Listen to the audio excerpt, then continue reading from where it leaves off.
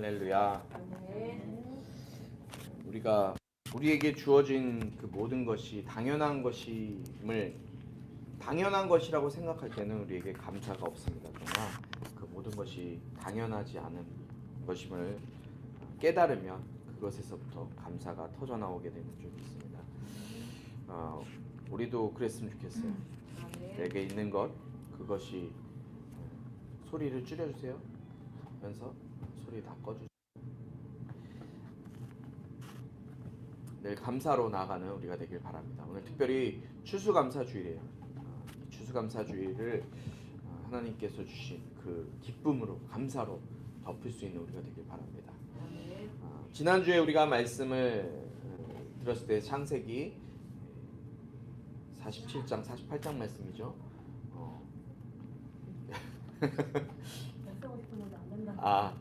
나도 안 되더라고요. 괜찮아요. 지난주 말씀을 좀 리뷰하겠습니다. 이스라엘이 늙어 죽을 때가 돼서 요셉이 그 아버지의 소식을 들었죠. 그리고 자신의 두 아들 므낫세와 에브라임을 데리고 아버지 이스라엘을 병문안을 가게 돼요. 그리고 아버지 이스라엘은 요셉의 두 아들을 자신의 아들과 같은 위치로 높여주죠. 그리고 자신의 아들과 같은 권세를 주고 이 아이들을 축복하게 돼요. 그런데 첫째 아들이었던 므낫세 그리고 둘째 아들이었던 에브라임에게 축복을 해주는데 오른손에 축복 그 능력과 권세가 있는 손인데 그거를 므낫세에게 하는 것이 아니라 에브라임에게 손을 엇갈려서 축복하는 모습을 보았죠. 그것이 요셉은 상당히 마음이 불편했어요. 그러나 이 이스라엘은 하나님의 뜻과 하나님의 계획에 따라 영적인 분별력을 가지고 그렇게 축복을 하게 되고 그것을 통해서 이스라엘의 12지파 중에 2지파가 요셉의 아들을 통해 나오는 걸 보게 돼요. 하나님의 장자의 축복권 계속해서 구약 성경에 나오는 이 장자의 축복권은 장자에게 주어진 것이 아니라 차자에게 주어졌음을 봤어요. 어떤 사람들에게 이 장자의 축복권이 주어졌습니까? 하나님이 주시는 그 장자의 복, 이 장자의 복을 축복을 사모하고 하나님께 자기 자신이 쓰임 받기로 작정한 사람, 하나님 앞에 쓰임 받으려고 준비된 사람, 적합한 사람, 또한 영적인 분별력이 있었던 영적인 분별력을 가지고 주님께 쓰임 받기로 자신을 내어놓은 그 사람에게 축복권, 장자의 축복권이 주어졌어요. 태어나는 순서, 믿음의 순서로 축복권이 주어진 것이 아니라 그 마음과 하나님이 쓰시기에 합당한 사람에게 장자의 축복권이 주어졌음을 봤어요. 우리 역시도 세상에 보여지는 우리 눈에 보이는 세상에 좋아 보이는 것들 그런 것들을 쫓아 사는 자가 아니라 하늘의 복, 하나님의 그 쓰임을 위해서 하나님께 쓰임 받기로 작정하며 그것을 위해서 살아가는 우리가 될 때 하늘의 장자권의 축복이 우리에게 주어지는 줄 믿습니다. 오늘 우리가 추수감사절을 맞이해서 오늘은 골로새서의 말씀을 좀 같이 나눠보려고 합니다. 골로새서 3장 1절부터 17절까지 말씀이에요. 우리 한 절씩 교독하도록 하겠습니다. 함께 읽습니다. 제가 먼저 읽을게요. 그러므로 여러분이 그리스도와 함께 살리심을 받았으니 위에 있는 것들을 추구하십시오. 거기에는 그리스도께서 하나님의 오른편에 앉아 계십니다. 위에 있는 것들을 생각하고 땅에 있는 것들을 생각하지 마십시오. 여러분은 이미 죽었고 여러분의 생명은 그리스도와 함께 하나님 안에 감춰져 있기 때문입니다. 여러분의 생명이신 그리스도께서 나타나실 때 여러분도 그리스도와 함께 영광 가운데 나타날 것입니다. 그러므로 땅에 속한 지체들을 죽이십시오. 그것들은 음행과 더러운 것과 정욕과 악한 욕망과 탐심입니다. 탐심은 우상 숭배입니다. 이것들로 인해 하나님의 진노가 불순종의 아들들에게 임합니다. 여러분도 전에 그것들 가운데 살 때는 그것들 안에서 행했습니다. 그러나 이제 여러분 스스로 그 모든 것, 곧 분노와 증오와 악의와 비방과 여러분의 입에서 나오는 더러운 말을 제거하십시오. 서로 거짓말을 하지 마십시오. 여러분은 옛사람을 그 행위와 함께 벗어버리고 새 사람을 입으십시오. 이 새 사람은 자기를 창조하신 분의 형상을 따라 끊임없이 새로워져서 참 지식에 이르게 됩니다. 거기에는 그리스 사람이나 유대 사람이나 할례를 받은 사람이나 할례를 받지 않은 사람이나 야만인이나 스구디아 사람이나 종이나 자유인이 따로 없습니다. 오직 그리스도는 모든 것이요 모든 것 안에 계십니다. 그러므로 여러분은 하나님께서 택하신 사람들, 곧 거룩하고 사랑하심을 받은 사람들 같이 긍휼과 친절과 겸손과 온유와 오래 참음으로 옷 입으십시오. 누가 누구에게 불평거리가 있더라도 서로 용납하고 서로 용서해 주십시오. 주께서 여러분을 용서하신 것 같이 여러분도 그렇게 하십시오. 그리고 이 모든 것 위에 사랑을 더하십시오. 사랑은 온전케 하게 하는 문은 띠입니다. 그리스도의 평강이 여러분의 마음을 지배하게 하십시오. 이 평화를 위해 여러분은 한 몸으로 부르심을 받았습니다. 또한 여러분은 감사하는 사람이 되십시오. 그리스도의 말씀이 여러분 안에 풍성히 거하게 하십시오. 모든 지혜로 서로 가르치고 권면하며 시와 찬미와 신령한 노래를 부르며 하나님께 감사하는 마음으로 찬양하십시오. 함께 있습니다. 그리고 말이든 일이든 무엇을 하든지 그 모든 것을 주 예수의 이름으로 하고 그분을 통해 하나님 아버지께 감사하십시오. 아멘. 할렐루야. 오늘 추수감사주일입니다. 추수감사주일의 유래를 많이 들어보셨죠? 추수감사주일의 유래는 구약시대의 맥추절부터 시작이 돼요. 맥추절은 5월 중순에서 이 히브리 달력으로 5월 중순에서 6월 중순까지 한 달 정도 되는데, 그때 밀 추수가 끝나고 그 밀 추수를 통해서 가장 좋은 것들을 가려내서 먼저 그것들을 하나님께 드리는 추수감사제라고 할 수가 있어요. 우리가 9월 정도, 8월 말 9월 정도에 맥추감사절을 보내죠. 보통 우리나라에서는 많은 신학적인 논쟁이 있습니다.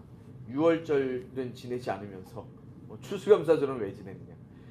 뭐 다양한 신학적인 것들이 있지만 우리는 어쨌든 1년을 하나님께서 지켜주시고 성탄절이 되기 전에 1년을 우리가 한번 되돌아보면서 하나님께서 베풀어 주신 그 은혜를 생각하는 그런 의미가 있는 것이라고 생각이 들어요. 그러나 이 추수감사절의 근대적인 의미, 근대적인 유래는 1920년 9월 6일에 종교의 자유를 찾아서 메이플라워호를 타고 영국으로부터 신대륙을 찾아 떠난 102명의 청교도들이 11월 16일, 그러니까 2달 정도 걸리죠. 11월 16일에 이제 신대륙에 도착하면서부터 그 신대륙에서 도착한 이들이 이제 살아가면서 겪었던 것들이 이제 추수감사절로 이어지게 돼요. 신대륙에 이들이 도착했지만 상상하기 어려운 그런 어려움들, 난관에 부딪히게 돼요. 11월 달에 도착했는데 강풍이 불고 눈보라가 몰아치는 거예요. 그런데 이들이 출발할 때는 9월 달, 그렇게 춥지 않은 기간이었어요. 옷도 별로 없었어요. 외투도 없었고 두꺼운 옷도 없었어요. 혹독한 추위, 또 눈, 이런 것들, 그리고 강풍이 있었고 질병이 이제 나오기 시작합니다. 질병. 그리고 식량이 부족했어요. 그리고 그곳에 살고 있던 인디언들, 원주민들의 마찰도 있었고 냉대도 있었어요. 그리고 들짐승의 위협도 있었고 그들은 집도 없는 상황이었죠. 이런 상황에서 절반 가까이가 목숨을 잃게 돼요. 그러나 원주민들의 도움으로 이들이 생존법을 익히고 그곳에서 1년간 이 청교도들이 필사적인 노력을 하면서 1년을 버티게 돼요. 그리고 1년 동안 열심히 농사를 지었죠. 그리고 1621년 가을, 이 자신들의 정착지에서 첫 결실을 맺게 돼요. 자기가 농사 지은 것에 대한 첫 결실을 맺고 그 첫 결실을 하나님께 드리고 하나님께 감사의 예배를 드린 것이 추수감사절의 유래가 된 거죠. 그래서 선교사님들이 이제 그 땅에 있었던 선교사님들이 우리나라에 오면서 1914년도에 한국 기독교 장로회 처음에 이 기독교 장로회를 통해서 11월 셋째 주 수요일 날 추수감사절이라는 추수감사절이라는 것들이 이렇게 우리나라에는 되어 있고, 그 다음에 시간이 지나고 1914년도에 감리교 당시에 감리교의 어떤 그런 총회에서 11월 셋째 주 주일을 추수감사주일로 정하는 것이 지금까지 우리나라의 추수감사절로 우리가 계속해서 지내오고 있는 것을 볼 수가 있어요. 오늘 우리가 영상에서 본 것처럼 우리가 처해 있는 상황과 환경, 또 가지고 있는 것들을 우리가 당연한 것으로 여긴다면 그 누구도 감사할 수가 없을 거예요. 그러나 나에게 있는 이 모든 것이 당연한 것이 아님을 안다면 우리는 항상 감사할 수밖에 없는 인생이 되겠죠.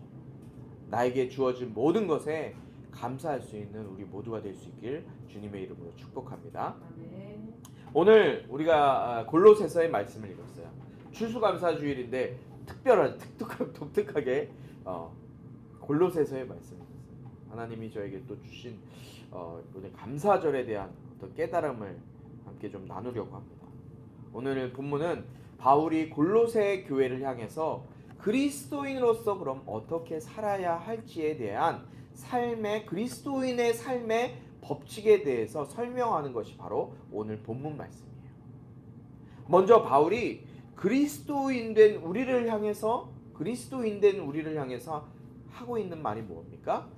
1절에 보니까 위에 있는 것을 추구하라 라고 얘기하고 있어요. 위에 2절 한번 보겠습니다. 2절 위에 있는 것들을 생각하고 땅에 있는 것들을 생각하지 마십시오. 위에 있는 것들을 생각하고 땅에 있는 것들을 생각하지 마십시오. 여러분, 위에 있는 게 뭐예요? 하늘나라, 천국, 하나님의 것을 생각하고 땅에 있는 것, 우리의 육신이 살고 있는 이 땅에 필요한 것들, 땅을 바라보면서 살지 말라는 거예요. 왜 그렇습니까? 왜? 1절에 나와요. 우리가 그리스도 3장 1절에 보니까 그러므로 여러분이 그리스도와 함께 살리심을 받았기 때문에라고 말씀하고 있어요. 우리가 그리스도와 함께 살리심을 받았기 때문에 땅의 것들을 보지 말고 하늘의 것, 위에 있는 것을 바라보라고 말씀하는 거예요. 우리가 이미 예수 그리스도를 내가 믿습니다. 내가 예수님으로 구원받았습니다 라고 신앙 고백했을 때, 내 입을 통해서 고백했을 때 이미 우리는 어떤 상태입니까? 예수님과 함께 십자가에 나의 자아와 나의 세상적인 욕심을 다 죽이겠다, 십자가에 못 박겠다 라는 고백을 하는 거예요. 침례받을 때도 마찬가지죠. 침례받을 때 물속에 들어가면서 나의 옛사람, 나의 세상적인 것들을 다 죽이고 예수님과 함께 십자가에 의해서 다시 살겠습니다를 고백하는 거예요. 그런데 우리는 여전히 나의 자아가 살아있어서 세상적인 물질의 욕심을 버리지 못해서 그런 살아가고 있는 모습을 볼 때가 너무나 많이죠. 그럴 때 저는 저 자신을 보면서 내가 과연 그리스도와 함께 십자가에 못 박은, 그리스도와 함께 다시 살리심을 받은 그런 사람인가? 라고 저 자신 스스로 생각해 보게 돼요. 제가 하는 말씀 중에 갈라디아서 2장 20절 말씀이 있어요. 우리가 너무나 잘 아는 말씀입니다. 나는 그리스도와 함께 십자가에 못 박혔습니다. 그러므로 이제 더 이상 내가 사는 것이 아니요 내 안에 그리스도께서 사는 것이다. 지금 내가 육체 가운데 사는 것은 나를 사랑하사 나를 위하여 자기 자신을 주신 하나님의 아들을 믿는 믿음 안에서 사는 것이다 라는 이 갈라디아서 2장 20절 말씀. 이 바울의 고백이 저의 고백이 돼야 되고 여러분의 고백이 돼야 되는데 그렇지 못할 때가 너무나 많이 있다는 거예요. 그래서 바울은 오늘 본문 이 골로새서 3장 5절 6절에서 땅에 속한 지체를 죽이라고 이야기하고 있어요. 우리가 끊어내야 될 일, 우리가 해결해야 될 것은 바로 땅의 일, 육신의 행위, 음행, 더러운 것, 정욕, 탐심, 이 모든 것을 죽이는 것이 바로 우리의 해야 할 일임을 오늘 바울이 우리에게 말씀하고 있다는 거예요. 바울은 계속해서 9절까지 땅에 있는 지체를 죽이라 라고 말하고 있어요. 땅에 있는 지체를 죽이라. 8절 말씀 볼까요? 8절 그러나 이제 여러분 스스로 그 모든 것 곧 분노와 증오와 악의와 비방과 여러분의 입에서 나오는 더러운 말을 제거하십시오. 이 모든 것을 벗어버리고 우리에게 있는 이 세속적인 모든 것들을 다 벗어버리고 10절에 새 사람을 입으십시오 라고 말하고 있어요. 여러분 우리가 벗어버려야 될 것은 바로 옛사람이에요. 우리 안에 있는 옛사람의 모습들. 그 옛사람의 모습들이 뭐예요? 앞에서 기록되어져 있는 6절, 5절, 6절, 7절 이곳에 기록되어져 있는 우리의 나쁜 모습들. 우리의 정욕과 음행과 욕망과 탐심, 불순종의 아들의 임한 이런 것들, 분노, 증오, 악의, 비방, 우리의 입에서 더럽게 하는 그 모든 말을 제하여 버리는 것. 그것이 우리가 옛사람을 벗어버리는 거라고 말씀하고 있는 거예요. 그리고 우리가 어떻게 해야 된다고요? 10절에 새 사람을 입으십시오.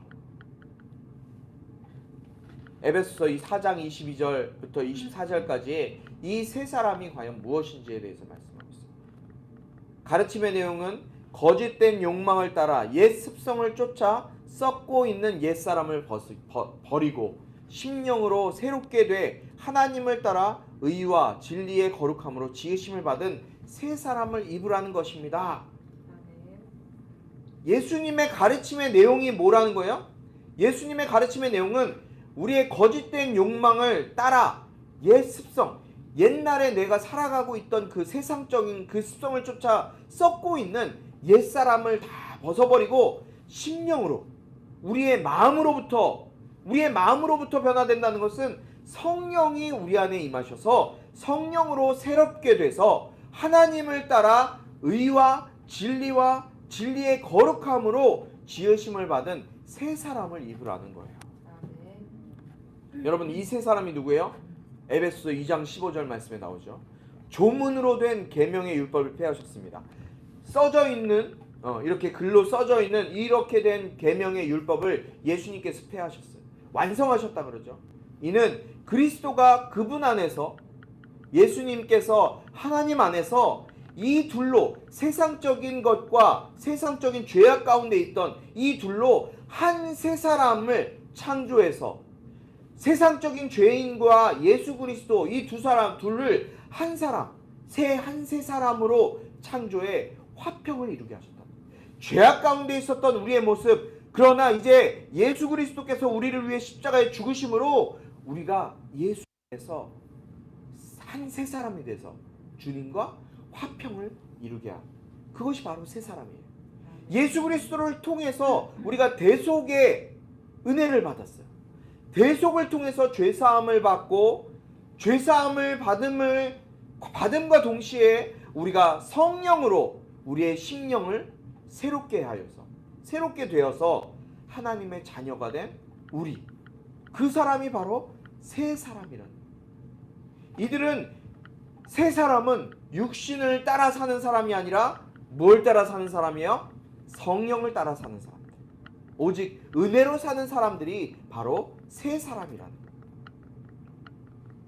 이 새 사람의 모습이 12절부터 오늘 골로새서 3장 12절부터 17절까지 쭉 나오고 있어요. 그러므로 여러분은 하나님께서 선택하신 사람들입니다 라고 얘기하고 있죠. 하나님께서 선택하신 사람들. 이렇게 하나님께서 선택하신 이 세 사람의 삶의 법칙을 이제 설명하는 거예요. 13절 누가 누구에게 불평거리가 있더라도 서로 용납하고 서로 용서해 주십시오. 주께서 여러분을 용서하신 것 같이 여러분도 그렇게 하십시오. 뭐 하라는 거예요? 우리에게 용서하라는 거예요. 14절 그리고 이 모든 것 위에 사랑을 더하십시오. 사랑을 또 더하는 거예요. 15절 그리스도의 평강이 여러분의 마음을 지배하게 하십시오. 이 평화를 위해 여러분은 한 몸으로 부르심을 받았습니다. 또한 여러분은 감사하는 사람이 되십시오. 어떤 사람이 되라고요? 감사하는 사람이 되라고 말씀하고 있습니다. 16절 감사하는 마음으로 하나님을 찬양하십시오.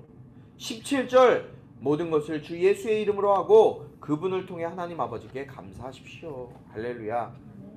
오늘 바울은 골로새서 3장에서 그리스도인으로서의 삶의 모습, 새 사람을 입은 그 사람의 모습, 우리 그리스도인들이 살아야 할 그 모습을 말하면서 알려주면서 설명하면서 마지막 부분에 뭐라고 그럽니까? 계속해서 감사하는 사람이 되라고 말하고 있어요. 여러분, 우리가 잘 되는 걸 막는 것은 감사하지 못하는 거예요. 우리의 입에서 감사가 나오지 못하게 하는 것. 모든 것이 당연하게 여겨서 나에게 집이 있고 가정이 있고 두 다리가 있고 볼 수 있는 눈이 있고 들을 수 있는 귀가 있는 거 당연한 거죠. 내가 돈이 있어서 살아가는 게 당연한 거죠. 라고 생각하는 것이 있으면 감사할 수가 없는 거예요. 오늘 바울 사도는 우리에게 감사하는 사람이 되라고 해요. 왜요? 한 새 사람이 되었기 때문에. 죄인이었던 우리가 예수 그리스도를 통해서 이제 죄인이 아니라 지옥에 가는 존재가 아니라 예수 그리스도를 통해서 구원받아 천국에 갈 수 있는 존귀한 존재가 되었기 때문에, 하나님의 자녀, 양자가 되었기 때문에 더 이상 두려워하거나 걱정하거나 죄악 가운데 고민할 필요가 없다는 거예요. 그래서 감사하는 사람이 되라고 말하고 있는 거예요. 한 새 사람이 되었기 때문에. 여러분, 우리는 새 사람인 줄 믿으시기 바랍니다. 한 사람이 아니라 우리는 새 사람이에요. One new man. 우리는 새 사람이에요. 예수 그리스도를 나의 주인으로 모신 그분이 바로, 그 사람이 바로 한 새 사람이에요. 그 새 사람의 삶의 가장 근본이 되는 것은 감사하는 사람이 되는 거예요. 감사함으로 하나님 앞에 찬양하는 거예요. 우리가 드려지는 찬양, 예배 전에, 예배 전 찬양이 아니라, 준비 찬양이 아니라 감사함으로 드려지는 찬양.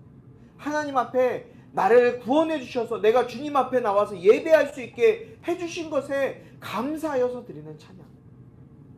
그 감사의 찬양이 우리 삶 가운데 터져 나와야 되는 거예요. 그런데 마지막 17절의 하이라이트, 17절 말씀 함께 읽을까요? 시작. 그리고 말이든 일이든 무엇을 하든지 그 모든 것을 주 예수의 이름으로 하고 그분을 통해 하나님 아버지께 감사하십시오. 할렐루야. 여러분, 우리가 말이든 무엇을 하든 일이든 무엇을 하든지 그 모든 것을 어떻게 하라고요? 주 예수의 이름으로 해야 돼요. 예수의 이름으로 해요. 저도 이게 사실 쉽지 않아요. 모든 것을 예수의 이름으로 하는 건 쉽지 않아요. 그러나 우리가 한 새 사람으로서 해야 할 일은 바로 모든 것을 하든지 예수의 이름으로 하는 거예요. 예수의 이름으로 하고 그분을 통해, 예수 그리스도를 통해 하나님 아버지께 감사하십시오. 이게 결론이에요. 너무 간단해요.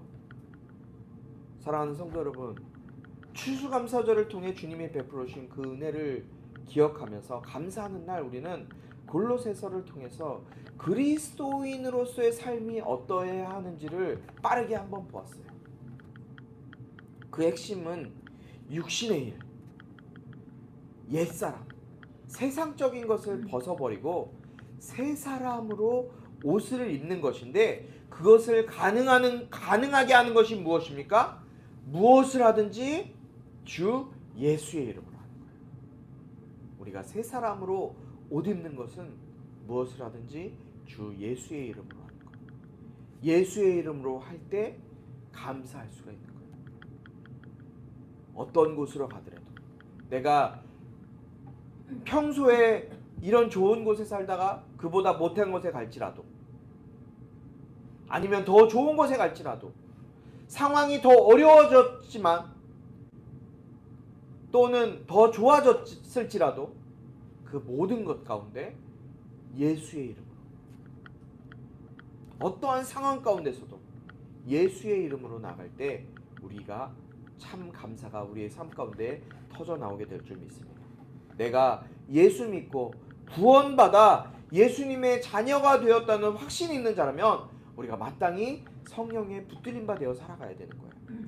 그리고 우리가 해야 될 것, 옛 사람을 벗어버리고 새 사람을 옷 입는 것, 그것이 바로 우리의 해야 될 일임을 믿으시기 바랍니다. 아멘. 무엇을 하든지 말에나 일에나 우리가 하는 모든 것 가운데 예수의 이름으로 하고 하나님 앞에 감사하는 우리 모든 성도들, 또 온라인으로 예배하는 모든 성도들 될 수 있길 주님의 이름으로 축원합니다. 아멘. 이렇게 기도합니다. 하나님 아버지 감사합니다. 오늘 우리가 추수감사주일로 지냅니다. 주님, 지난 1년 동안 우리를 붙드시고 지켜주시고 이끌어주셔서 지금 이 자리까지 오게 하시니 감사합니다.